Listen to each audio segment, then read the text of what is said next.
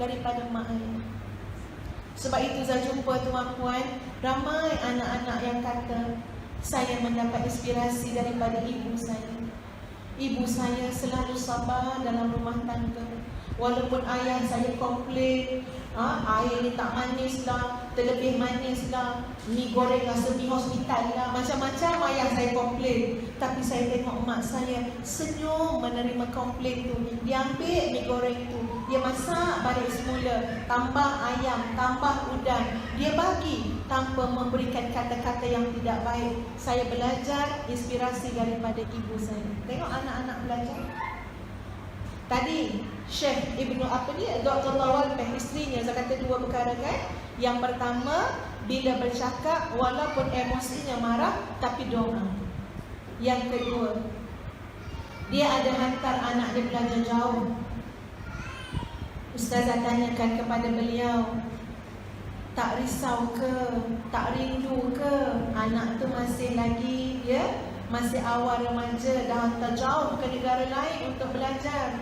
Tak rindu ke pada anak tu? Dia kata apa? Ya Nur. Dia panggil Ustazah Nur. Ya Nur, ibu mana yang tak rindukan anak? Ibu mana yang nak tengok anak dia jauh daripada mata dia? Kalau tanya pada setiap ibu dan ayah, mereka nak tengok setiap saat anak mereka membesar di hadapan mata mereka. Sampai ada kan tuan-puan, mak-mak ayah yang cakap, kalau boleh tak nak bagi besar anak ni. Sebab apa? Sebab seronok main dengan anak-anak kecil. Yang seronok lah, yang tak seronok pun ada juga kan. Kalau boleh tak nak bagi besar cucu nenek ni, tapi membesar. Kata isteri Syekh Dr. Tawal Beh, mana tak rindu, mana tak sayang, mana tak risau. Tapi Nur, aku kalau berdoa Nur, aku akan berdoa sampai lumat. Tikrar doa, dia kata. Aku akan ulang sampai aku rasa lega. Saya kata doa apa yang kakak amalkan selalu? Doa biasa yang semua orang selalu doa Nur.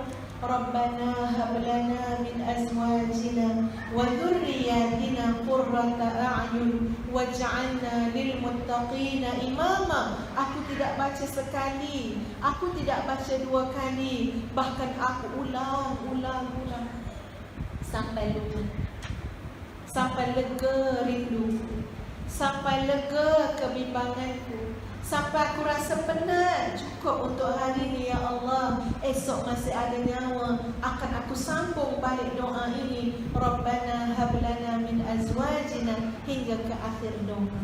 Doa ini digezetkan Allah dalam Al-Quran. Itu dua perkara yang saya belajar. Berdoanya seorang ibu dan ayah mesti sampai ini. Bukan doa sikit-sikit, tapi doa sungguh-sungguh. Doa dengan air liur lain kesan dengan doa dengan air mata. Doa dengan lidah lain kesan, tak sama kesan dengan doa daripada lubuk hati yang paling dalam. Itu Ustazah belajar daripada beliau, isteri kepada Profesor Dr. Ahmad Tawal. Tuan-tuan dan puan-puan sekalian, mari kita bentuk anak-anak kita. Jaga apa? Jaga emosi dalam rumah tangga kita. Tolong warnakan rumah tangga kita dengan emosi kegembiraan. Kadang-kadang tuan-puan, kita mak ayah ada rasa nak tegur anak, kan? Tapi kita tengok tak sesuai timing, tak sesuai masa. Anak kita sedang penat, anak kita mungkin sedang seronok, anak kita mungkin sedang gembira. Tiba-tiba kita matikan kegembiraan dia dengan kemarahan kita. Lihat emosi dalam rumah tangga. Ini yang Ustazah bentangkan ini adalah beberapa kajian jurnal dalam Economic and Social Research Council Festival of Social Science. Tuan-puan, yang kedua ni bukan dalam jurnal dah. Yang pertama tadi Ustazah bentang, tengok pada jurnal tadi. Kedua, ketiga, yang seterusnya sampai 40, sampai subuh pagi esok. Boleh tengokkan. Ya, Ustazah flight esok pukul 7. Tak mungkinlah sampai subuh ya.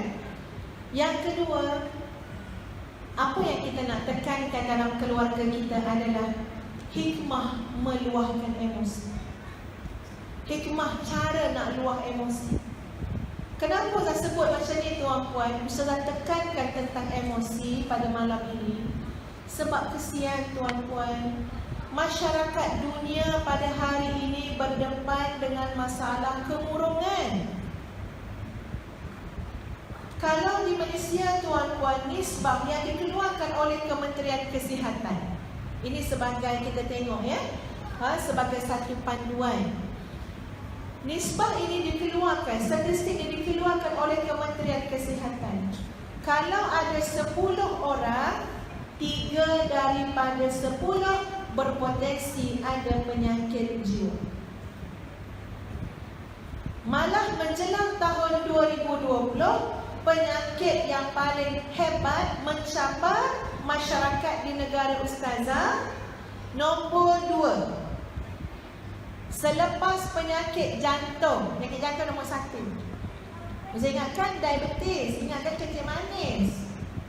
Rupa-rupanya yang kedua ialah penyakit mental, penyakit jiwa. Masya Allah.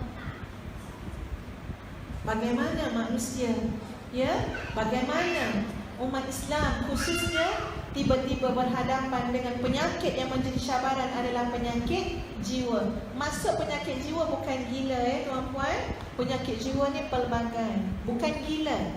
Penyakit jiwa ni depression juga penyakit jiwa, kemurungan penyakit jiwa, ketakutan melampau juga penyakit jiwa, dan itu adalah ancaman kepada masyarakat dunia. Ada negara tuan-puan, negara yang sangat maju berhadapan dengan statistik bunuh diri yang sangat tinggi. Tengok. Maknanya manusia ni kena kembali kepada apa? Pengurusan emosi. Jadi subhanallah, biar dalam keluarga kita telah bimbing anak-anak kita bagaimana cara untuk meluah emosi mereka. Mak ayah jangan tahan anak-anak daripada meluah emosi. Anak kita baru nak menangis, kita dah gelarkan dia ratu air mata. Dia baru nak nangis. Mulalah tu. Nak berlakon ke? Mak bagi nama dekat penerbit Hilal. Pula dah. Anak baru nak nangis. Anak baru nak keluarkan isi hati dia. Kita dah gelarkan dia ratu air mata. Sudahnya anak kita takut nak menangis tuan-puan. Dia simpan, nanti dia akan menangis pada orang yang sudi untuk memeluk dia. Adik manis. Bukan ahli keluarga tuan-puan, orang luar. Bukan mahram dia, tapi bersedia untuk apa? Mengesat air mata anak kita. Bersedia untuk apa? Memujuk perasaan anak kita. Dalam rumah, mak tak bagi nangis. Apa nangis-nangis ni? Ya, kalau bahasa kami dekat Malaysia, apa lagi satu kita panggil cengeng. Dengar bunyi cengeng pun tak berapa sedap kan? Cengeng ni maknanya apa? Sikit-sikit nangis, sikit-sikit nangis. Anak kita tak nangis. Tuan-puan, biarkan anak kita menangis. Dia ada emosi nak diluahkan. Duduk sebelah dia, tunggu. Kalau lama sangat bolehlah tegur. Dah 2 jam nangis dia dah berhenti ya. Ya dah 2 jam pula dia. Mak banyak kerja lain nak buat ni. Bolehlah tegur sikit. Tapi bagi dia menangis, duduk di samping dia.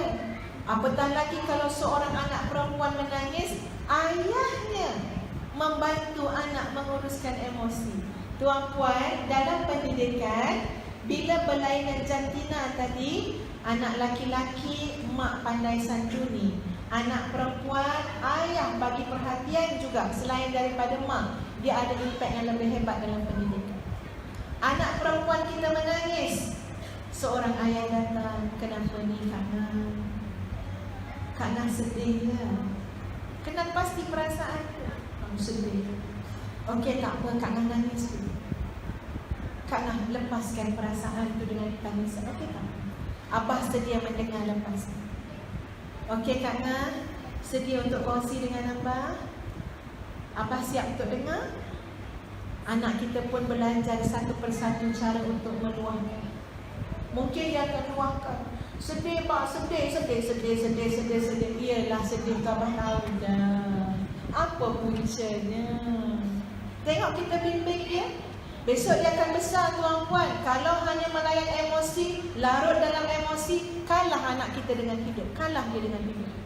Bila berhadapan dengan sesuatu, hanya pandai menangis tapi tidak pandai mencari punca pada masalah. Tapi tengok seorang ayah tadi, ya adik ya, bantu anak dia. Okey betul, Kak Nah sedih, tapi abah nak tahu apa punca. Nanti dia akan mula analisa punca. Tak ada apa pun bang, jawabnya. Bila tanya punca, tahu pula rupanya tak ada benda apa. Tak ada apa pun, tadi mak marah. Kita pun dah boleh cakap, mak itu marah tanda sayang.